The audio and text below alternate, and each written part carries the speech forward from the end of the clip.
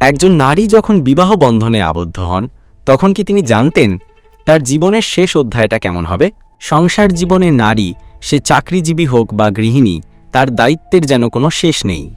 তরুণী থেকে একটা সময় তিনি বৃদ্ধ হন। বয়সের সাথে সাথে শরীরের শক্তি কমে এলেও তার কাজগুলো যেন একই থেকে যায়। রান্নাবান্না, ঘর সামলানো, সবার দেখাশোনা করা -এ যেন নারীর জীবনের অবিচ্ছেদ্য অংশ। গ্রামের ছবিটা যেন আরও প্রকট। পুরুষরা কৃষি, ব্যবসা বা চাকরি থেকে অবসর নেওয়ার পর অনেকটাই ফুরসত পান। খাওয়া দাওয়া, বাজারটুকু করা, কখনো সেটাও করেন না। প্রার্থনা আর ঘুমিয়েই তাদের দিন কেটে যায়। তবে শহরের চিত্রও এর থেকে খুব একটা ভিন্ন নয়।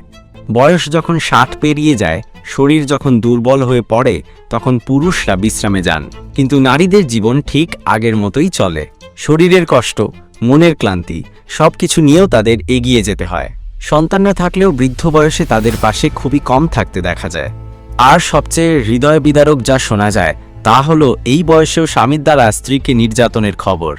যৌতুকের জন্য মারধর, মানসিক চাপ, এমন অনেক কিছুই সহ্য করতে হয় সেই নারীটিকে, যিনি তার জীবনের 40 বছরের বেশি সময় একটি সংসারের জন্য উৎসর্গ করেছেন। যে নারী তার জীবনের এতগুলো বছর এতটুকু না ভেবে একটানা ভালোবাসা আর শ্রম দিয়ে গেলেন, তার শান্তি কোথায়?